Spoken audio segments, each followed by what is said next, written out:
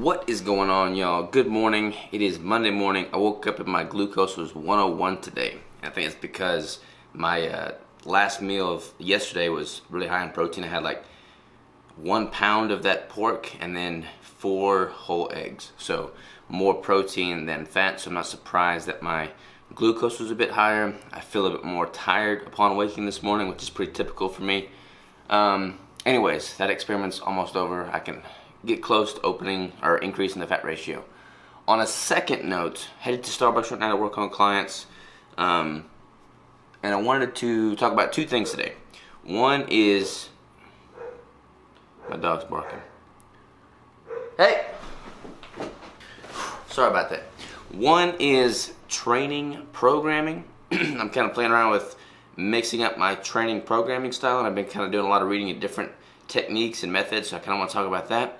And the other thing, kind of more like a rant type theme, is being yourself. Being yourself. Yeah, like right now I'm about to head to Starbucks, I'm wearing camo cargo shorts. I don't even think those are in anymore. Those were probably out 3 years ago, but they're comfortable and I'm wearing them because they're comfortable and I'm about to be working on a computer. And it made me think about a conversation I had 2 days ago. I was working out with Benny and his buddy Hayden, and they're both quite a bit younger than me. They're like 22, 21. No, one of them, Hayden, hadn't even turned 21 yet. So like early 20s, and I'm like not much older, late 20s or mid 20s. And they were talking about, you know, doing a certain thing or not doing a certain thing based off of what other people would think. And so I kind of want to talk about that because I think it's relevant to my audience, aka you guys. So let's talk about those things today. What's up, everybody? Before I go to Starbucks to work on macro or clients, I've got I'm headed to the post office right now. That's where I'm at as we speak. Going to get some specs on shipping costs for this keto brick. Trying to figure out what the best option is right now. I'm leaning towards United States Postal Service. I'm thinking about shipping it in a 1 brick at a time, a week's supply, so 7 bricks, 2 weeks supply, and then a month's supply. That's kind of what I'm leaning towards right now. So basically 4 different product options based off quantity. I really like these little single serve boxes, so I'm gonna see what the prices are to send those. And then there's also this padded envelope where I can put a whole week's worth in. We got 7 bricks in here right now, so I'm gonna see if that's what the cost is on that. I'm a little bit worried about whether or not it's going to be protective enough. I mean, they are shelf stable, but if like, heavy stuff's placed on top of it, or, it's like 120 degrees in the shipping truck, I mean, it's not the best thing for the bar. So I'm a little bit worried about the padded envelope, but hopefully it won't be an issue. So yeah, we're going to see what prices are on those. I got a lot of questions in the last video about specs on the keto bricks. I'm going to go ahead and knock those out. I do plan on shipping it all over the world. I don't know if I'll launch that as soon as I launch the brick, but I do plan on getting to that point for sure, hopefully sooner rather than later, because a lot of my audience is from Australia. Way to go, Aussies. But yeah, I'm gonna try and make it global. What else? The shipping will be more expensive though, obviously. And then specs on the bar itself, the brick itself: 1,010 calories, 90 grams of fat, 30 grams of protein, 15 grams of carbs, almost all of which is fiber. What else was there? That's pretty much it. As far release date, I was hoping for the first of the year, but in all honesty, it's probably gonna be a little bit later than that because I'm waiting on governmental agencies for paperwork and documentation and confirmation, all that stuff. So probably within the first 2 months of the year. That's definitely my goal. I mean, I'm gonna do everything I can to make it happen. Whether or not I'm waiting up on governmental agencies or not, I can't really speak for them, but I'm gonna do everything in my power to make it happen as soon as possible. So let's go see what I'm working with here on shipping. Catch on just a bit. Alright, y'all, so with regard, let me get a sip of coffee here. With regard to not caring what people think, that's like a progressive thing, you start out young, you don't have confidence in the world, and then you just like mimic others or try to appease others, and you gain confidence as you go through life and go through hardships. Then you're able to like adapt as a person, improve on your own individual self, and have more confidence around your decisions. And like before I started Keto Savage, like I was kind of lost in this world. I didn't really have like a thing that I could just pour myself into. And as a result of that, like I was confident, but I didn't have near the confidence that I do now because I have my calling now. But who cares what anybody thinks? Like when I was in high school, I didn't get involved with theater and drama because people would make fun of me. Who gives a damn what people think, you know? Like, when you're convicted by your passion, and you're living your passion day to day, then you have so much like power over anybody that's gonna talk down to you. I mean, what are they gonna say? You know, like, as long as you're happy and you're doing what you love on a daily basis, I don't care how much money they have. I don't care how much prestige they have. They can't look at me, look down on me, and tell me that, you know, I should be doing something differently, or they can't, like, they have no power over me, you know. So I'll wear my damn cargo shorts and do my own thing and live my own life, and nobody can touch me. So that is a progressive thing, though. Like, I wasn't always like that. You may or may not be like that now, but trust in the fact that you have something unique to offer this world. So do you, and don't care what anybody else ever says or thinks if it's negative. Like, if you, it is important to be humble and listen to people that have, you know, achieved more things or greater things than you have done, and like be respectful and humble and learn from them, but don't do it at the demise of your own life. You know, live your life, live to the best of your ability, and don't care, don't be hindered by outside opinions if they're negative in the first place. Like, who cares? So that is the topic there. Let's go run some errands. I'm at Whole Foods right now. Crystal called me earlier and she was all sad because we don't have any Christmas decorations up, and this time of year is all about being festive and we just work all the time. So I'm gonna go to Whole Foods, get this little Christmas tree, brighten up her day. Here we go.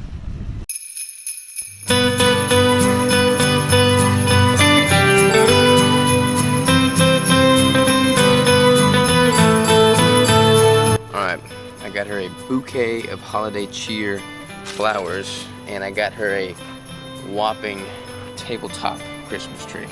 Doesn't get any more Christmassy than this, so hopefully she'll be happy. Boom! Check that out. Doesn't get any more Christmas cheery than that Christmas tree with flowers. And I don't have an angel or a star, but I've got a coffee cup that is red and white, and we drink a lot of coffee, so that works out, right? Alright, there we go. Alright, y'all, I just met up with Crystal at the gym to train some legs, and she doesn't realize it yet, but she just screwed up big time. She sent me a text saying, I want my legs to die today, and I said, oh yeah? And she said, yep, I need it. She is screwed. Here we go. Alright, we just did a warm-up set, 4 sets of a super set of extensions, laying hamstring curls, and adductors. Doing squats now. I haven't eaten yet today because I didn't want to puke. Crystal has eaten, so she's going to puke.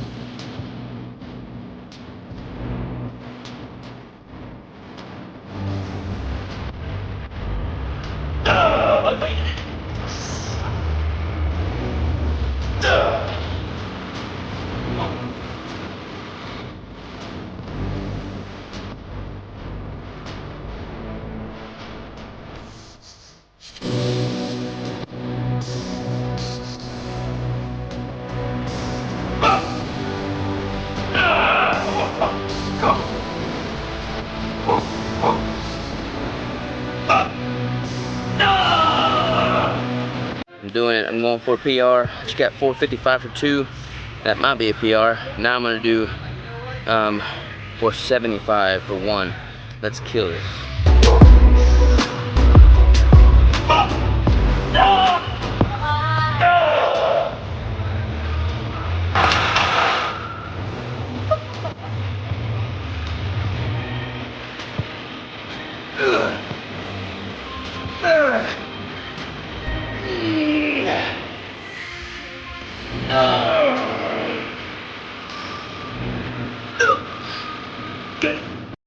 Figured we'd just keep up this whole PR theme and do this bad boy, max it out. 8 plates on each side. Yeah, buddy.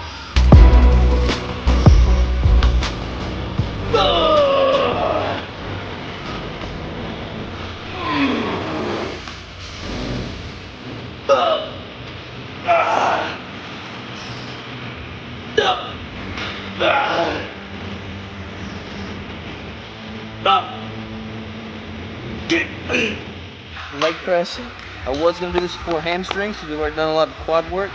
So for hammies, I like to go high on the pad with a relatively wide foot placement. However, with this particular leg press, my feet are slipping off the pad. So I'm having to go lower. It's putting a lot of stress on my knees. So I'm not able to go near as heavy on this as I like. But I don't know, I might do the same.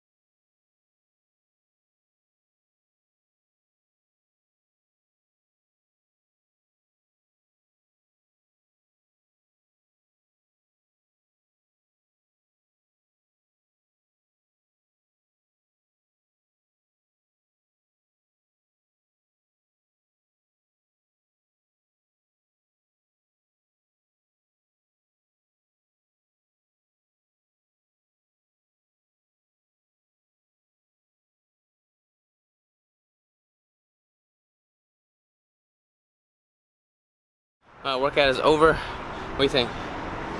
It was good. It was good. I got a PR on hack squat and squat, and Crystal got a PR on squat for 5 reps, right? Very good, very good. All right, let's go home and get something to eat. What's up, everybody? Just got back from the gym. Crystal liked the Christmas tree. Right, the Christmas tree. It was so sweet. I love it. She loves it. All right, so I said at the beginning of this episode that I wanted to also talk about strength programming. There's a lot of different ways to go about it. So my kind of tried and true method is I'll generally do about 4 sets of each exercise, and I'll do like a 15, 12, 10, 8 rep scheme, going fewer reps and higher in weight with each set, and I'll oftentimes superset that with another movement so that I'm basically not getting a rest set. And I really like that. It's simple, it's basic, but it's effective, and I recommend that for a lot of people. It's just good stuff. On some of my compound movements, I'll do like even fewer reps, like squats, for instance. I'll do like 5, 4, 3, 2, 1 or something. But now that I've been lifting for about 8 years now, I'm trying to get more creative and really fine-tune the process. There's a couple different methods that I want to start incorporating to see how I like them. One of which is FST7, and that is what the current Physique Mr. Olympia and Physique Mr. Olympia winner and current Mr. Olympia Phil Heath do. They both have the same trainer, and basically FST7 is fascia stretch training, and what it is basically 7 sets of, was that right? 7 sets, 12 reps, 30-second rest intervals. So you, for instance, I would do squats, and then I would drop the weight to, like 135 or 185, for instance.